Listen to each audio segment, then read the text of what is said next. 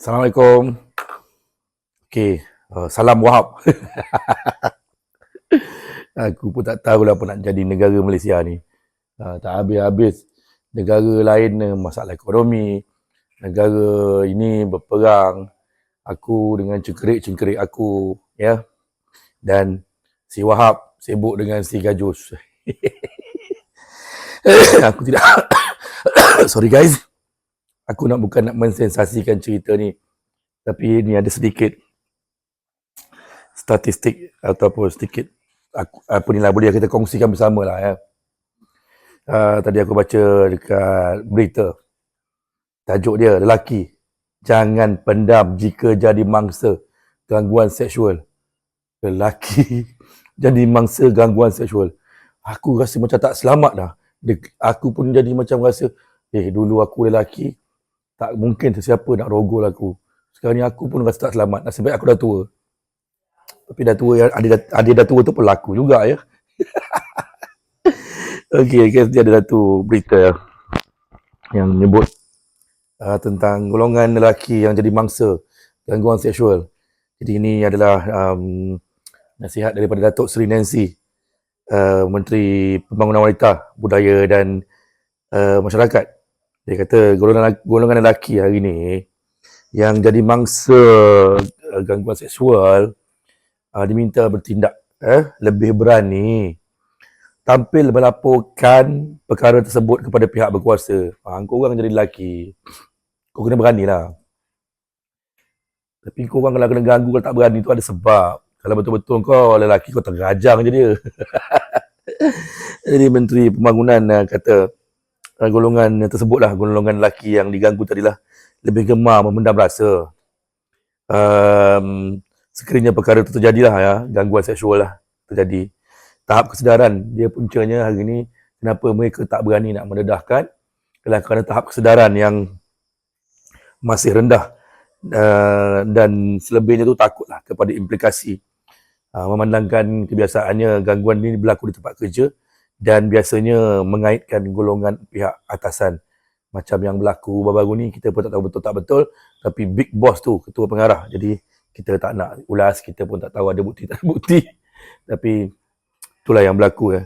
Jadi sebenarnya dalam Malaysia ni hanya 10% saja golongan yang terlibat dalam gangguan seksual ni yang melibatkan lelaki, kata Menteri Pembangunan. Tapi kita tak tahulah.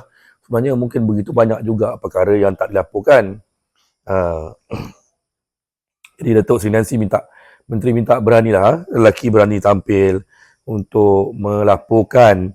Dan pada tahun lepas ada 477 kes gangguan seksual dilaporkan, tetapi 90% daripadanya adalah golongan wanita. Maknanya kalau golongan lelaki lebih kurang 47.7, 48 kes macam itulah ya. Dan sebenarnya baru-baru ni pada 10 Oktober JPA telah memuluskan penjawatan bagi penubuhan tribunal anti gangguan seksual, yang mana tribunal ni diharap dapat membantu mangsa yang diganggu ataupun mengalami gangguan seksual, dan diharap dapat menambah baik sistem pengaduan dan juga tindakan berkaitan dengan masalah ni. Lelaki kena ganggu, aduh pening akulah. Jadi kawan-kawan, apa yang berlaku ni sebenarnya bukanlah baru. Kita sudah lama risau tentang kejadian ini apabila LGBT sekarang ada Q benda dah kan. Kita pun tak tahu banyak sangat golongan-golongan songsang ni yang mula menunjukkan muka dengan berani hari ini mendesak dan meminta mereka diiktiraf. Ini semua adalah pengaruh daripada hak asasi manusia lah yang di luar negara. Dan dalam statistik sebenarnya Malaysia ni adalah negara kedua terburuk yang menolak LGBT. Ada satu negara lagi, tak ada dalam berita, tak tahu negara mana. Tapi dalam statistik yang dikeluarkan oleh Indeks Hak Transgender Dunia, Malaysia adalah negara yang paling teruk, nombor 2 menolak LGBT ni. Dan satu tu tak pasti, mungkin Brunei lah ya. Tak, Indonesia pun aku rasa tak begitulah. Tapi tak tahulah, dia tak ada sebut ya. Jadi ni adalah statistik yang dikeluarkan oleh hak transgender, indeks transgender dunia, mengatakan kita negara yang teruk sangatlah sebab tolak LGBT ni. Dan sebenarnya apa yang berlaku ni, suburnya LGBT di Malaysia ni ialah kerana kita pun lemah dalam menguasakan undang-undang, dan kita juga hari ni semakin lama semakin takut dengan hak asasi manusia ni. Yang perkara-perkara yang dilawan atau diperjuangkan oleh hak asasi ni semuanya berkaitan dengan berlawanan dengan apa yang kita amalkan. Contohnya LGBT, pertukaran agama dan banyak lagi yang semuanya bersongsang dengan adat budaya dan yang selama ni kita pertahankan. Dan sebenarnya LGBT ni berpunca apa? Kalau aku, kerana semakin hari semakin ramai direkrut, disebabkan oleh, maaf cakap lah, sebabkan oleh golongan-golongan founder yang kita lihat sebagai founder kosmetik yang bersepah macam cendawan tumbuh sekarang ni, yang kebanyakannya lelaki-lelaki lembut, perempuan-perempuan seksi, cocok sana cocok sini. Jadi golongan yang ini diangkat seakan-akan mereka ini Tuhan kepada fashion yang baru. Jadi golongan-golongan ini dia sorak, disanjung, dijunjung, kononnya ikon, tapi sebenarnya kita tak sedar bahawa mereka ini sedang mempromosikan transgender LGBT ni, yang mana ini adalah gerakan dalam diam. Mereka merekrut orang-orang seperti ini kerana golongan-golongan ini adalah orang-orang yang melariskan kosmetik dan sebagainya. Mereka ni adalah pengguna kosmetik tegar. Mereka juga ubah muka, ubah rupa badan, pergi operate, pembedahan ini. Jadi mereka adalah pengguna tegar kepada kosmetik yang akhirnya mereka mengatakan jadi cantik. Mereka lebih cantik daripada perempuan kalau yang lelaki mengubah keadaan, dan akhirnya kita terpengaruh dengan jualan kosmetik mereka antaranya lah, macam tu.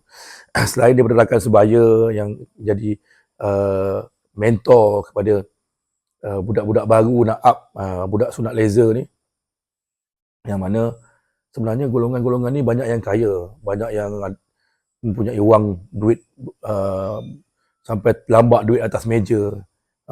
Ini adalah disebabkan oleh bisnes yang mereka jalankan di lingkaran tu, di kalangan mereka, dan mereka perlu rekrut lebih ramai lagi untuk membesarkan bisnes, dan mereka jadi kaya. Macam itulah. Dan ada satu orang kita tu Sajat dah sampai ke Australia, tak balik-balik dah kan. Jadi ini semua adalah bahaya. Kita tak nampak apa pun yang baik buat mereka, dan bila mereka pula minta hari ini nak jadi rakyat sama rata dengan kita. Dan bila orang cakap, "Long, kau merepek apa? Bahaya apa? Apa yang kau orang lihat itu hanya depan mata, dan apa yang kau tak lihat macam baru ni keluar video Wahab dan yang sebelum-sebelum ni." Jadi perkara-perkara ni bukan main-main. Statistik yang menunjukkan terbaru tak ada, tapi daripada JAKIM tahun 2018 yang terakhir, JAKIM mendedahkan lebih kurang 30,000 transgender yang didaftarkan ataupun mungkin dikenal pasti. Tapi bagi aku tahun 2018 sampai 2023 aku rasa dah ratusan ribu lah. Mereka ni ramai kalau kau tengok, yang selembik, yang keras, yang perempuan jadi jantan, yang jantan jadi perempuan. Jadi mereka ni hidup seks bebas, mereka ni bebas nak buat kelab parti kat rumah dan sebagainya. Okay? Jadi cerita Wahab ni mungkin sekadar hiburan untuk kita, tetapi ingat, itu adalah petunjuk kepada betapa rosaknya institusi kehidupan kita pada hari ini, yang mana kalau kita melihat ada tawaran dan cakap-cakap seperti itu oleh seorang so-called ketua pengarah, mereka ni memegang jabatan yang menjadi tunjang kepada negara, walaupun sekadar jabatan yang aku sebut kom-kom tu, tapi kita tak tahu jabatan-jabatan lain lagi. Dan negara kita ni negara yang ampuh, negara kita ni negara yang hebat, negara kita ni keramat. Tapi kenapa negara ni rosak? Kerana aktiviti-aktiviti songsang yang melanggar agama dan juga etika, normalisasi normal manusia yang akhirnya menjadikan negara kita ditimpa bala dan bencana. Aku bukan ustaz, tapi tak masuk akal lah. Jadi tak nak merepek panjang-panjang, okay. Ambil iktibar Wahab ni, Gajus pun tiba-tiba makin lama makin popular. Selama ni orang tak sebut Gajus, tiba-tiba orang sebut Gajus. So aku pun tak tengok video tu panjang-panjang, aku malas nak tengok dan aku tak mau tengok. Jadi tuan-tuan, ingat jaga anak-anak kita semua. InsyaAllah jaga negara kita. Bye-bye. Assalamualaikum.